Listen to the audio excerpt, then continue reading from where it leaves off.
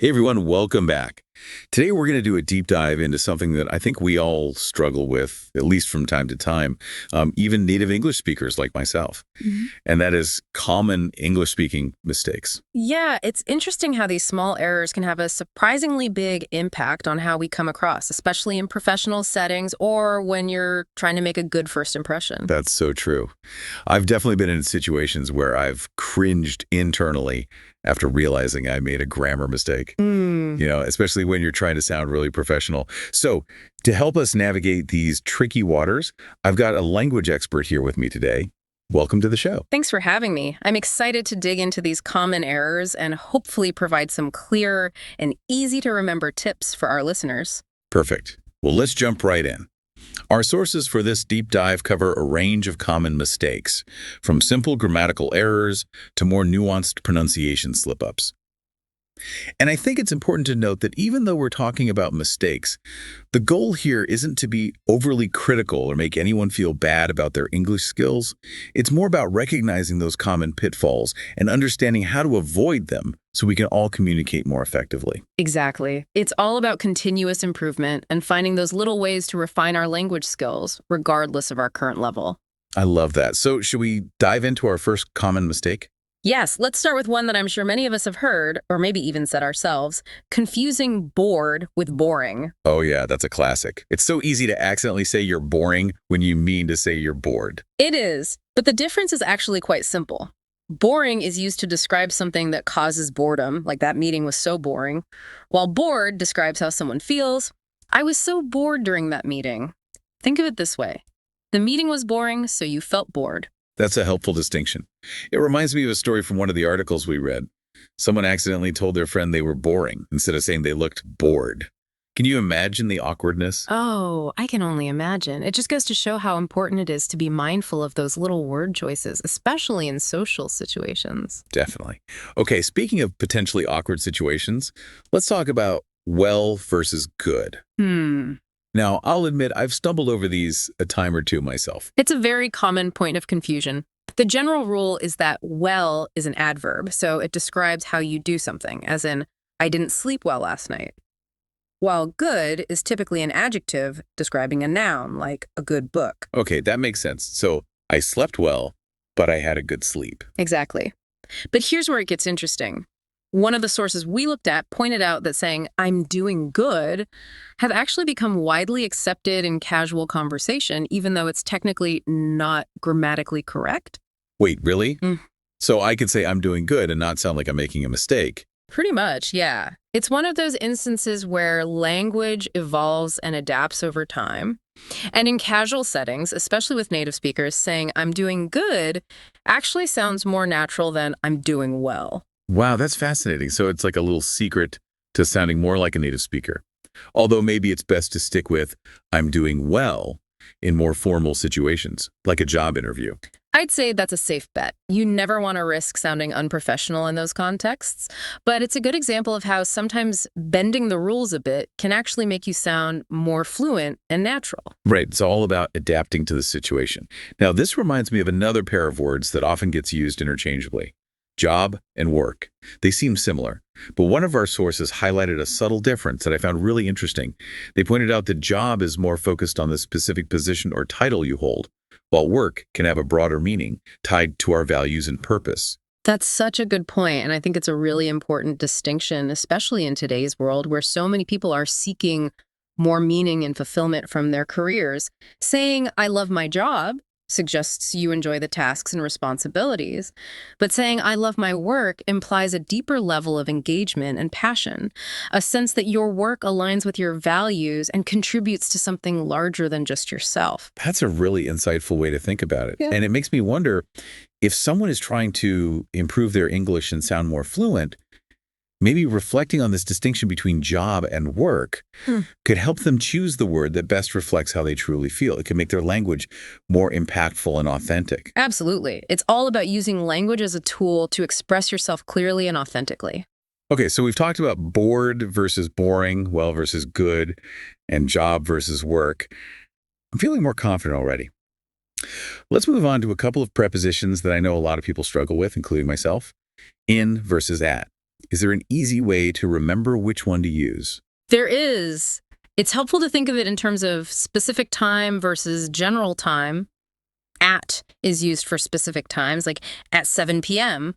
or at noon, while in is for broader periods of time, such as in the afternoon, in June, or in 10 minutes. Oh, I see. So if I'm making plans with a friend, I can say, let's meet at 8 for dinner, because that's a specific time. But I could also say, let's get together in the evening, because that's a more general time frame. That's a great example. One of the sources used a birthday party as an example, saying, the party is in 10 days and it starts at 7 o'clock. I think that perfectly illustrates the difference between in and at when talking about time. It does. That's a helpful way to remember it. Now, I have to ask about a debate that I've heard many times. Yeah. Talk to versus talk with. Is one considered more correct than the other? You know, this is one that people tend to overthink. The truth is, both are perfectly acceptable in most situations. Really? I've always stressed about using the wrong one. Well, you can relax. While some grammar sticklers might argue that talk to implies more one-sided conversation and talk with suggests a more collaborative exchange, in everyday speech, they're used pretty interchangeably. So focus on what you're saying, not this tiny detail. That's a huge relief. I'm glad we could bust that myth. Me too.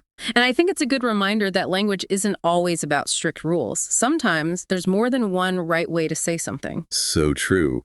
So before we move on, I want to make sure we're highlighting the key takeaways from this first batch of common mistakes. What are the main points our listeners should remember? Sure. Well, we've seen how subtle word choices, like bored versus boring, can make a big difference in meaning. We've learned that while well is usually for actions and good is for things, there are exceptions to that rule, especially in casual conversation. And perhaps most importantly, when it comes to things like job versus work and talk to versus talk with, sometimes the best choice isn't about following a strict rule, but about finding the words that best express your intended meaning. Those are such valuable insights, and I think they perfectly set the stage for our next round of common mistakes, which we'll be diving into after a short break. All right, we're back and ready to tackle some more of those tricky English-speaking mistakes. I'm excited to learn more about how to avoid these common pitfalls. Me too. And the next one we're going to look at is a phrase that I hear people stumble over all the time, even native speakers. It's look forward to. Oh yeah, I've definitely messed that one up before. What's the trick to getting it right? The key is to remember that look forward to is always followed by either a noun or a gerund, which is a verb ending in ing that acts like a noun. So you could say, I'm looking forward to the weekend because weekend is a noun, or I'm looking forward to seeing you because seeing is a gerund. Got it. So it's all about what comes after the two. It has to be a thing or an action, but not just a plain old verb. Exactly. But sometimes people slip up and use the base form of the verb, like, I'm looking forward to see you, which is incorrect. It seems like a small detail, but that ing makes a big difference grammatically. It's amazing how these little things can really impact how fluent we sound. It's like adding a little bit of polish to our spoken English. It is. And speaking of little things that can trip us up, let's talk about another word pair that often causes confusion: borrow and lend. Oh gosh, I've definitely mixed those up before. Is there an easy way to remember which one is which? Absolutely. It all comes down to perspective. Think about who is giving and who is receiving. Borrow is what you do when you're receiving something from someone, like, can I borrow your pen? And lend is what you do when you're giving something to someone, like, sure, I can lend you my pen. Oh, that's so much easier than I thought. I always tried to memorize complicated rules, but thinking about it in terms of giving and receiving makes so much more sense. I'm glad that helps. Now, are you ready for another pair of words that often get confused? Bring it on. I'm feeling more confident by the minute. All right, let's see if we can untangle the mystery of say and tell. They both involve speaking, of course, but they're used in slightly different ways. This is one I've always struggled with. What's the secret to mastering these two? Okay, so the key difference is whether you mention who you're speaking to. With tell, you always have to specify the recipient of the information. So you would say, tell me your name, or tell your boss the good news. But with say, you don't necessarily need to mention who you're talking to. You can just say something or say a prayer, even if no one else is around. I think I'm starting to see the pattern here. Yeah. So you might say something out loud, even if you're just talking to yourself. But if you're telling someone something, there's always a specific person on the receiving end of that information. Exactly. It's all about the intended audience of your words. And another clue is that tell is often used for giving commands or instructions. You might tell someone to do something or tell them what you think about something. That makes a lot of sense. Now that you mention it, I do hear tell used that way quite often. It's like you're directing the information or action toward a specific person. Okay, what's next on our list of tricky words? Let's delve into the world of used to. This one is often confused with be used to and get used to. And it's understandable why people get them mixed up. They all sound so similar. Oh, I know. Those three have always been a bit of a blur in my mind. How can we keep them straight? Okay, think of used to as a trip down memory lane. It's for talking about things that you did regularly in the past, but that you don't do anymore. For example, I used to live in New York, or we used to play hopscotch every day after school. It emphasizes how things have changed over time. So it's like reminiscing about a past habit or routine that is no longer part of your present life. Precisely. Now, be used to and get used to are both about the present. They're about becoming accustomed to something. Be used to means you're already comfortable with it. For instance, I'm used to the city noise now implies that you've adapted to it and it doesn't bother you anymore. And get used to describes the process of adapting. Like, I'm getting used to waking up early for my new job means you're still adjusting to it, but you're getting there. I'm seeing the light now. So if I moved to a new city and at first the traffic was really overwhelming, I could say, I'm getting used to the traffic. And then eventually, once I've adapted, I could say, I'm used to the traffic. Perfect. You've got it. It's all about that transition from unfamiliarity to familiarity. This is making so much more sense now. Before we move on, I wanted to touch on something you mentioned earlier about look forward to. You said that even native speakers sometimes add an extra to after it, which is incorrect. Why is it so important to avoid that mistake, even if it seems like a small thing? Well, you're right. It is a small detail, but it's those small details that can make a big difference in how fluent and polished your English sounds. And it's always good to be aware of those common pitfalls, even if they seem minor. I agree. It's all about continuous improvement, even if it's just refining those little nuances of the language. So what's the final mistake on our list for this section? This one is a bit of a pronunciation challenge, and it involves a word that we use all the time: clothes. Clothes. What could be tricky about that? Well, it's all about those silent letters.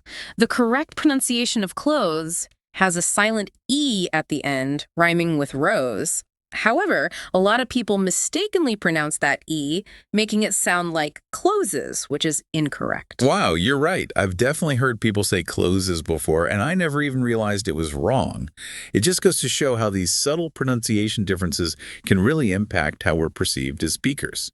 It's true, and sometimes it's those little things that make the biggest difference. I'm so glad we're covering all of these nuances. It's been a really eye-opening deep dive so far. We've covered a lot of ground from grammar to pronunciation, and I feel like I'm already becoming a more confident English speaker. Me too. It's been fun exploring these language quirks with you. Absolutely. We've still got a few more common mistakes to tackle, but we'll take a quick break and come back for the final round soon. Don't go anywhere. All right, we're back for the final part of our deep dive into common English-speaking mistakes. I'm already feeling so much more confident about my English just from our conversation so far. That's great to hear. And I think this last batch of mistakes we're going to look at will really help solidify that confidence. It's funny, these are some that I even hear advanced English speakers stumble over sometimes. Oh, really? I'm all ears then. Lay it on me.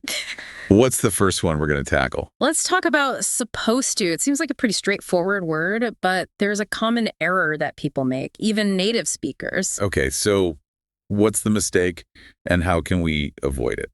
Well, supposed to is used to express obligation or expectation, right? Like we're supposed to be at the meeting by 6, or the package is supposed to arrive today. Yeah, it implies that there's a plan or something that should happen. So what's the mistake people make with this one?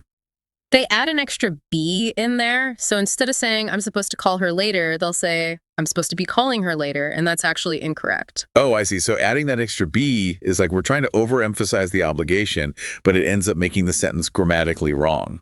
Exactly. It's one of those cases where less is more. Just using supposed to gets the point across clearly and correctly. Simple and elegant. I like it. Okay, what's up next on our list of potential language pitfalls?